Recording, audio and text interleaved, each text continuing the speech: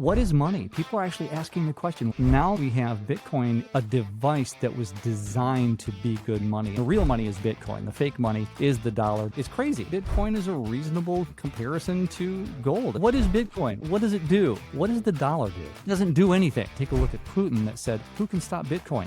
Nobody can. If the United States isn't first in creating that Bitcoin reserve, then we're going to be chasing more expensive Bitcoin. I don't think that fiat is going to go away anytime soon. Am I too late to buy Bitcoin? Just research it, get the ability to self-custody and get yourself some Bitcoin. What is your favorite thing about Bitcoin? The thing is that it's really All right, Nate Martin. Super excited to have you, Nate. A legend in the space. I've watched a ton of your content, The Bitcoin Effect on YouTube, @_Nate_Martin on Twitter. I've been consuming some of your content for years. You've been a longtime educator in the space, longtime content creator.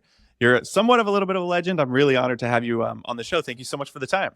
Wow, that's kind of you to say. I appreciate that, and it's hard for me to hear that, quite honestly, because for all of the years that I've been doing what I've been doing with 99 Bitcoins, that was a team effort. I was really lucky to get involved with Ophir Bagel, who was the founder and originally the owner of 99 Bitcoins.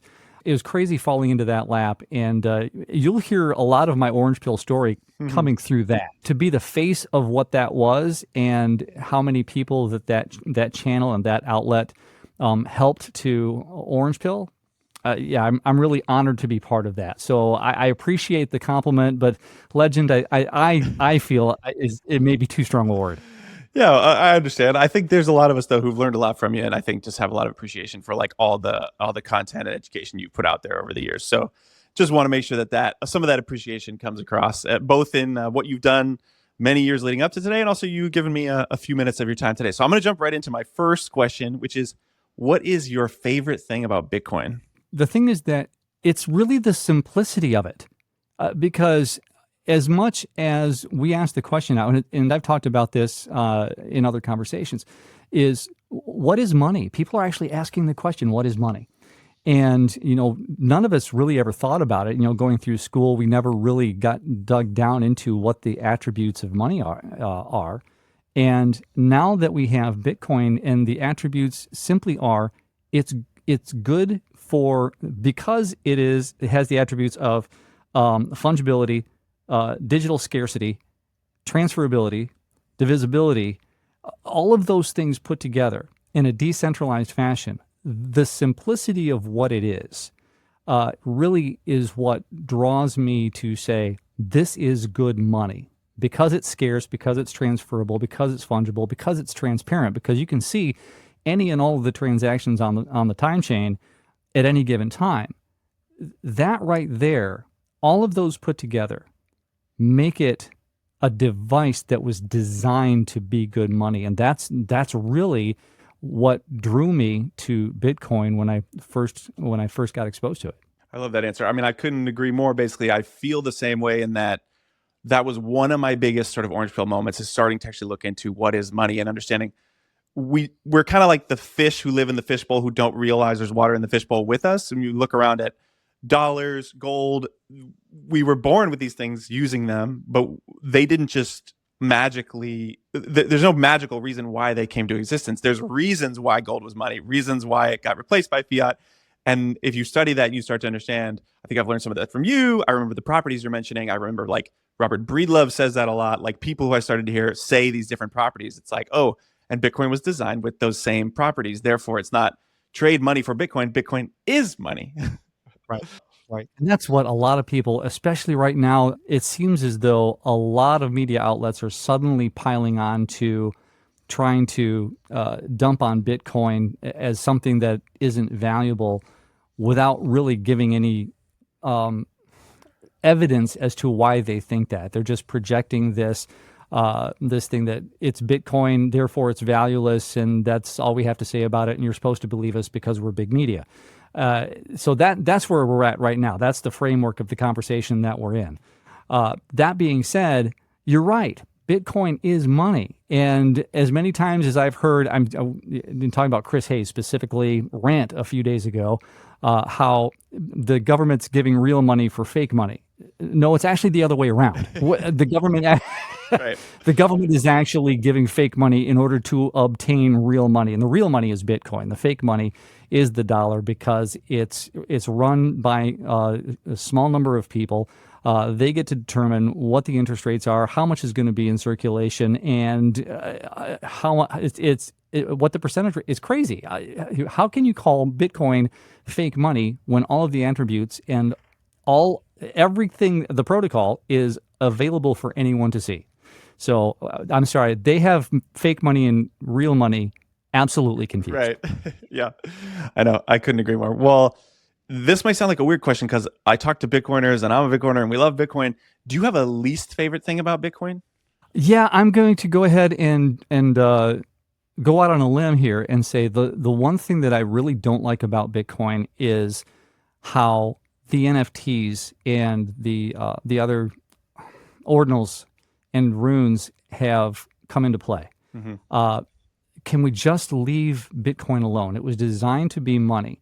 And even in the white paper, if you don't believe that it's become a currency and it's just become a store of value, well, here's the thing: it's a store of value, and the simple attributes that I mentioned at the beginning of our conversation is what makes it valuable.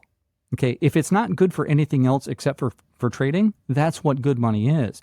So to try to make a use case out of it, other than to be transferred as a unit of value, is, in my mind, it's a strong word. I think it's polluting what Bitcoin is intended to be, or what it should continue to be. Yeah, I think that makes sense. I think philosophically I agree with you, and I struggle with the fact that Bitcoin is free and open and anybody can do with it what they want. And then when they're doing things with it that you disagree with, you're kind of like up against this moral, like, okay, well, I'm allowed to express my opinion that I disagree with you, that you should be doing that with it, but I can't stop you from doing that. And I have to accept that people might do things with it I disagree with. It's kind of a weird philosophical. John, let me rephrase what you just said. Yeah.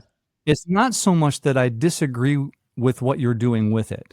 That's anybody's right. Yeah. I disagree with what they're doing to it. Yeah, that's fair. Well, so continuing with that a little bit, and that's kind of one of the things that is new around Bitcoin and has kind of popped up as a controversy to some degree. What do you think is something that will change with Bitcoin in the next 4 to 5 years, the next cycle, call it? Well, here's the thing. Obviously, based on what you've heard me say, I don't want it to change. I want it to remain what it is. And the thing is, what will change in Bitcoin is the continued UI of spending it and transferring it. The Lightning Network, Liquid, a number of other technologies, Fedimints, all of those technologies are being designed to make it so that it's easier for the average person to spend the microtransactions.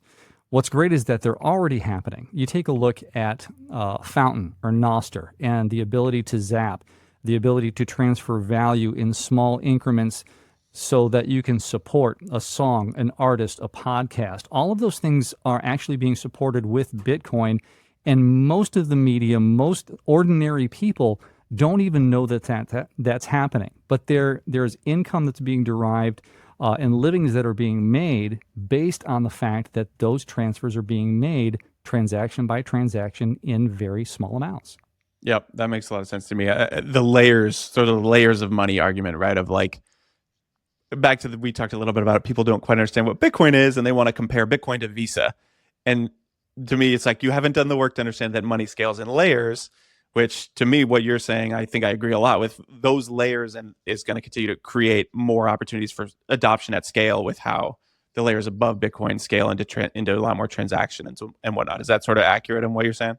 I think you can closer compare Lightning with Visa than Bitcoin with Visa, because Bitcoin is the unit, the dollar is the unit. Visa is the transferring protocol through which you take the dollar from one place to another. Lightning is the protocol from which you take Bitcoin from one place to another at a much faster rate, not on chain, but it can be and will be settled on chain at a later time.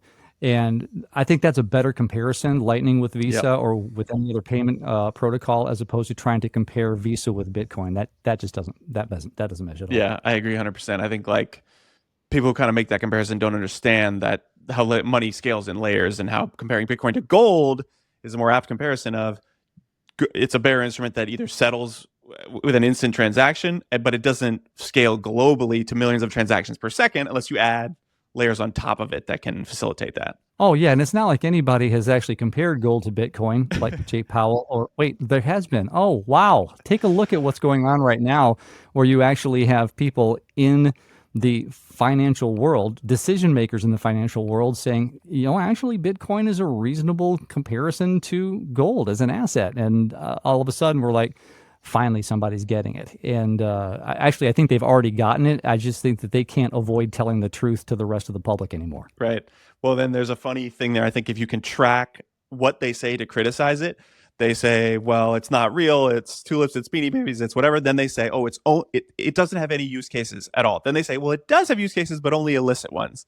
Then over time, they say, it's comparison to gold, but not the dollar. And that's a quote unquote criticism. But that criticism is a long way from this thing has no use case whatsoever. Well, now its only use case is an investment tool like gold. It's like, we've come a long way. John, here's one question that you can pretty much stop the grilling with. Well, what can you do with it? What is Bitcoin? What is it? What does it do? Okay, well, here's the question that you ask back. What does the dollar do? What is the use case for the dollar other than to be transferred for something else? Yeah. What does it do? It doesn't do anything. Okay, so the dollar has no use case, just like Bitcoin has no use case. But Bitcoin is finite, it is easily transferable, and it's audited every 10 minutes. Again, I'll ask you, what does the dollar do? Yeah, I think to me, oftentimes it comes back to that fish in a fishbowl argument of they're just used to growing in a world where dollars already exists and do the things that they think of money is supposed to do. So they think, well, the dollar is the only way to do those things. Can't possibly be that there's another technology someone could introduce that could do the same thing that dollar can do, but better. Oh, I wish I would have brought that tweet up, but I can't remember who said it. Doggone it. Somebody said, what happens when Bitcoin runs up against I'm wildly paraphrasing because I'm trying to remember it. I'm old enough that I can't anymore. But it basically is, what happens when Bitcoin runs into a technology that is superior and Bitcoin becomes obsolete? And I said, can we fix that and actually replace the word Bitcoin with gold? Right. What happens when gold becomes obsolete because a new technology is superior to gold as a technology? Hello, that's where we're at now. Yeah. Hello, it happened in early 2009. Exactly. Yeah. Actually, no, it happened on August 15th of 1971, but that's a whole nother story. Yeah, I hear you. What you said a little bit about asking someone, sort of refuting the question of what's the Bitcoin use case, refuting that with the question of your own of, well, what's the use case for fiat?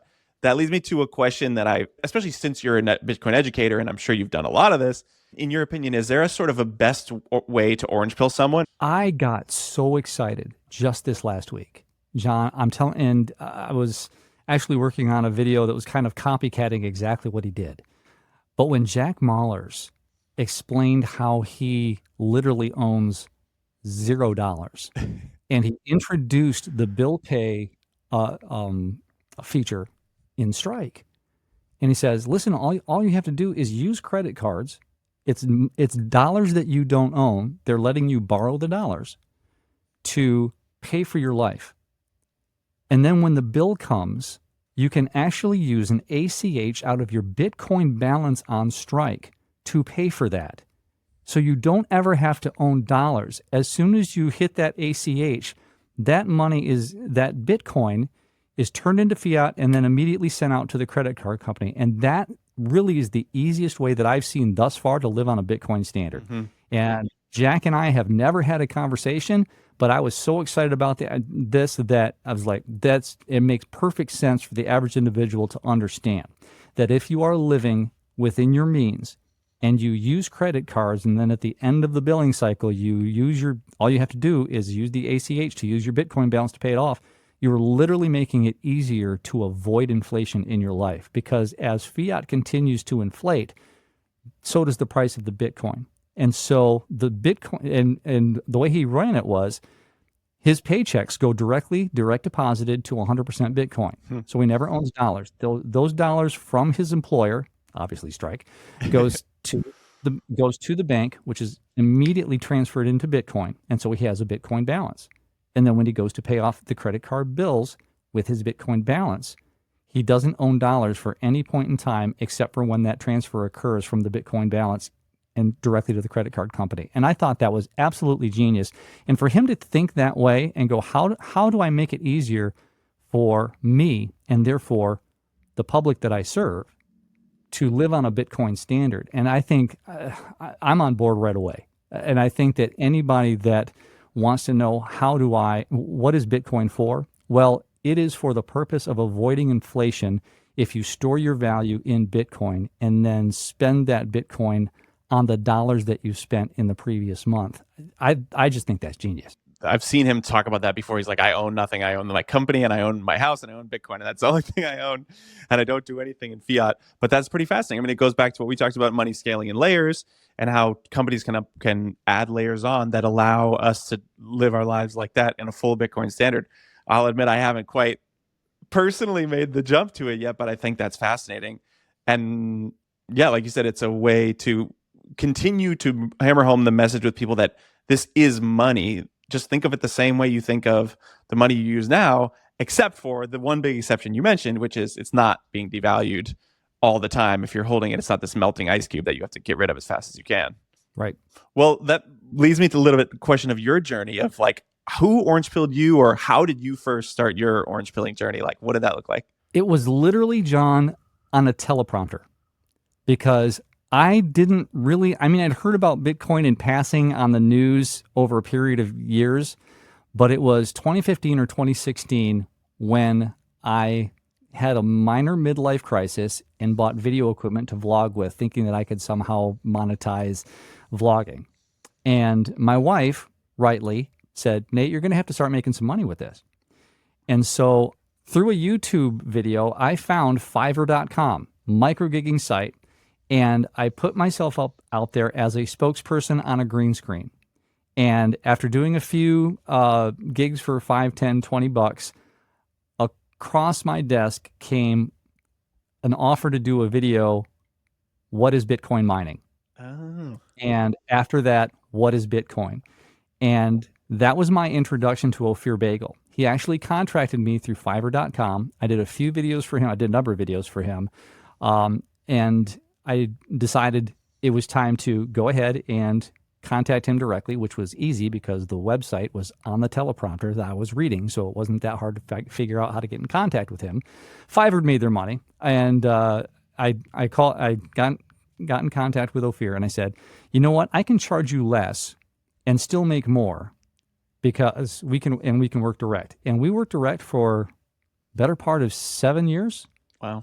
On a handshake agreement, doing the news, doing the crash course, the Bitcoin crash course, and that's where my face and voice and my presentation style added to what the 99 Bitcoins team did to orange pill thousands of people across the world. And I'm just, like I said, I'm very honored to have been part of that. Yeah, that's awesome. But that's so interesting. So you weren't necessarily in Bitcoin prior to that, and then you were contracted to sort of be the presenting voice of the message they wanted to kind of get out there. But as you started delivering this message and creating this content, you yourself sort of started to go, wait a second, this stuff makes a lot of sense. Is that kind of how it went? Makes a lot of sense. Yeah, absolutely. Absolutely. Unfortunately, it didn't make sense soon enough because I look back, 2016. So this is before the 2017 block size wars. This was while Litecoin was still considered digital silver compared to Bitcoin's digital gold. All of these little Dash and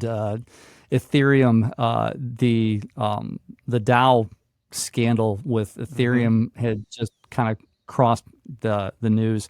And so I didn't know, say, well, this looks good, that looks good. So obviously I was in altcoins as well as Bitcoin and buying and trading, thinking that this is a way to make fiat, and lost my butt until, and I think about it, I take a look back at when I first got started reading the teleprompter and doing these presentations for 99 Bitcoins.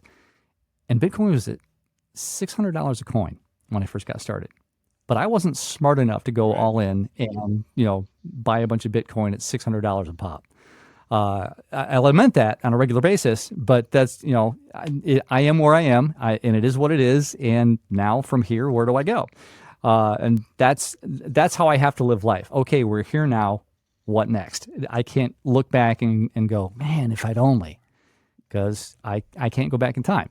Yeah. But I take a look back at that and some other, how it's like, man, why didn't I? I can't live like that, and neither should anybody else. It's a matter of, listen, if you've gotten an understanding of what Bitcoin is and understand that we're still so ridiculously early that getting in now is still not too late, then just research it and get the ability to self-custody and get yourself some Bitcoin, really. Yeah.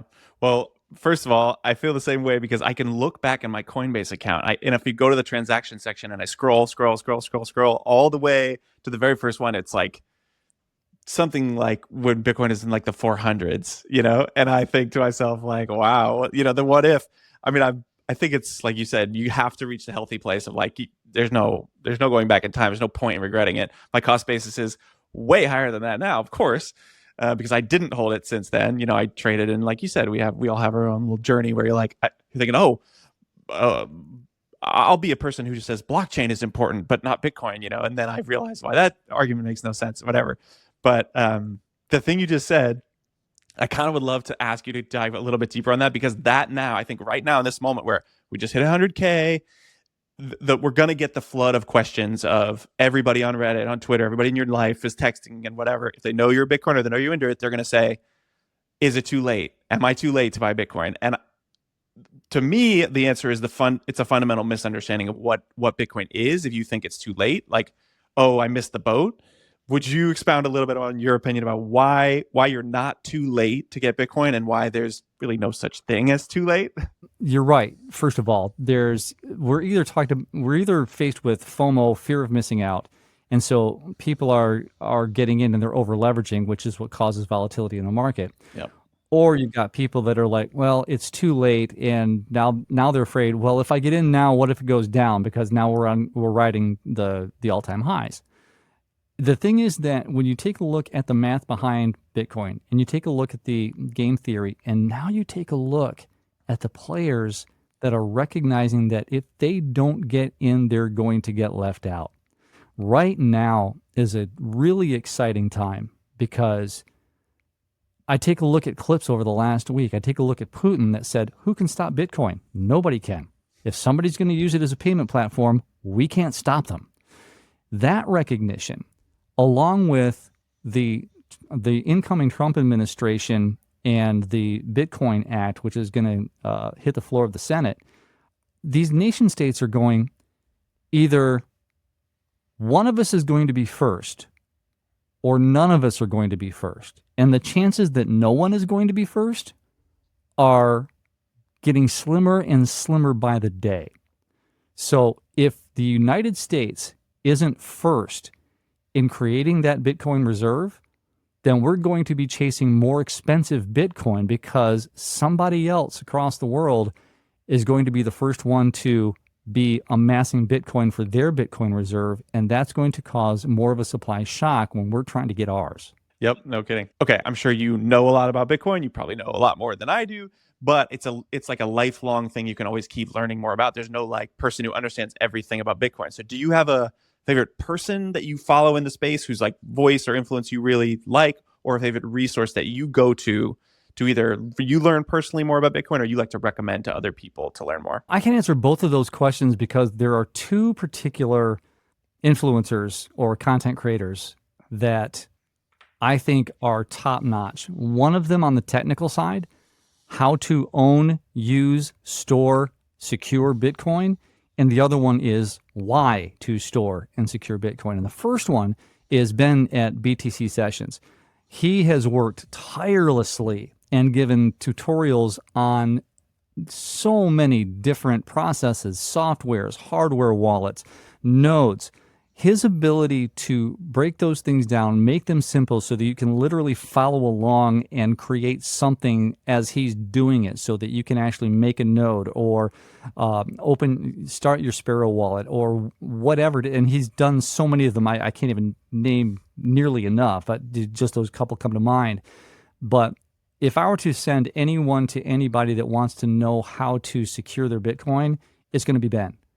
Because he's been doing it so long, and he does it in such an approach that it's not techno jargon, and he's so smooth and laid back with it. It's just he's easy to follow. So I'll give a huge shout out to Ben, because I've always been a fan of his, and I think that he's fantastic at that technical approach to how to manage your Bitcoin technically.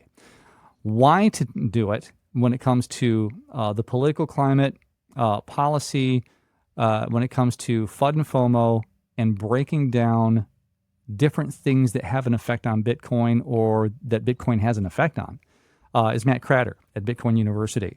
And what's crazy is that he just opens up that blank slate web page and takes his notes and reads it off camera. But you know what? The thing is that his information it's neutral, but it's factual, and he comes up with conclusions that are not way off base. He gives the evidence and the conclusions in such a fashion that you're like, that makes sense. I can understand that. Now, do I always agree with him? No, most of the time I do, though, because he lays out a great foundation and a great outline for the conclusions that he comes up with. So those are really the two people that I follow on a regular basis, and get a lot of my understanding about Bitcoin and the climate surrounding Bitcoin for my own material and for my own knowledge. I love that. I love both of those. Those are great recommendations. I've definitely am probably guilty. If you open my YouTube app right now, probably the first video at the top would probably be the latest Bitcoin University, because partly he puts on one like every single day. So there's this great, he's awesome. Yeah, there's this great continuity to it where it's like, it's going to be there. It's relatively quick, 20 minutes or under, and you're in and out, and you learn a ton each time. And like you said, it's a little bit inspiring as like a person who's trying to do a little content creation journey in Bitcoin of my own. You can do anything you want. You can just open up the blank slate and just have the text on screen and talk. And you don't have to have your face on screen. You don't have to have crazy graphics, like nothing fancy. I think that's pretty cool that he's carved out an awesome niche for himself, just giving like really concise, quick, super valuable information. Yeah, absolutely. Okay. What's either one question you've never been asked before about Bitcoin, or one thing you want to talk more about or want to say more about Bitcoin, but you don't always get the chance to? The thing is, it's not so much about Bitcoin, because what we want to occur, and this is going to be a weird take, but what you and I want to occur eventually is that Bitcoin is boring. We want Bitcoin to be an afterthought because people use it. We don't have to know how it works in order to use it, because I don't know how a dollar works. I don't know how finance works. All I know is that I can pull it out of my pocket, or I can pull a Visa card out of my pocket. They do something with it, and suddenly I can leave without having to wash dishes for the meal that I just ate. That's all that matters to most people. And as long as we can continue to make it so that Bitcoin is a daily part of people's lives, then you and I want to work ourselves out of a job, to be honest. Yeah, we really do, because there's going to come a point. There's going to come a point in time when Bitcoin is going to be a part of our daily existence, and they don't want to learn about Bitcoin. Now, there's still going to be those people that want to learn about Bitcoin because it's going to be the heartbeat of finance, and people want to work in that field. Totally get that. Most people won't, and those are the people that you and I talk to. The people that don't necessarily want to dig into mining or lending on Bitcoin or all of those financial things.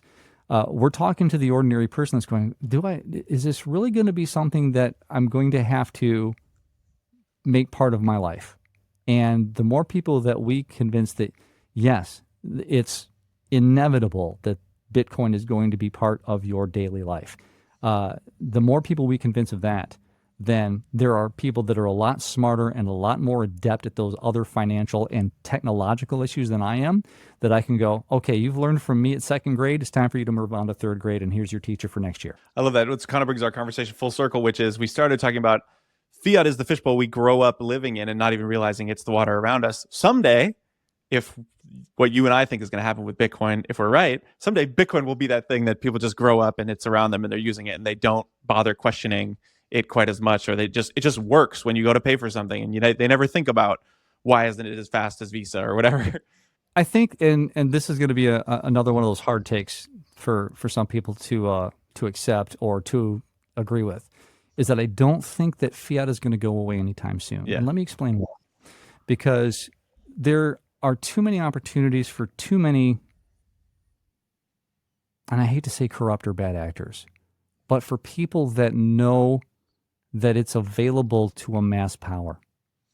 If you can convince enough of a community to take a paper or to take on this legal tender, okay? We're calling this particular named thing the legal tender, and this is what we're going to accept for taxes if you want to live in our community, okay? And we're going to pay our civil servants in that particular legal tender.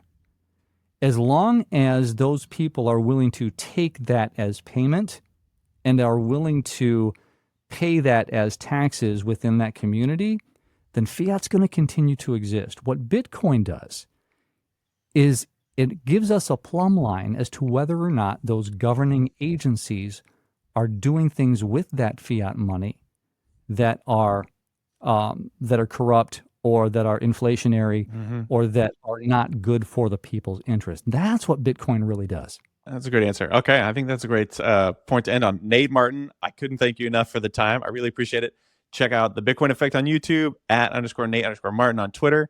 You're putting out tons of great content. I follow you on TikTok as well. I think the audience for Bitcoin is not quite robust on TikTok yet. I think Bitcoiners go to YouTube for their info, and eventually people on TikTok will start searching Bitcoin more in the little search function. We'll see what happens after January 19th. We'll see if that actually continues. That's a whole nother conversation over another cup of coffee. Yeah, no kidding. Nate, thank you so much for the time. I really appreciate it. My pleasure, John.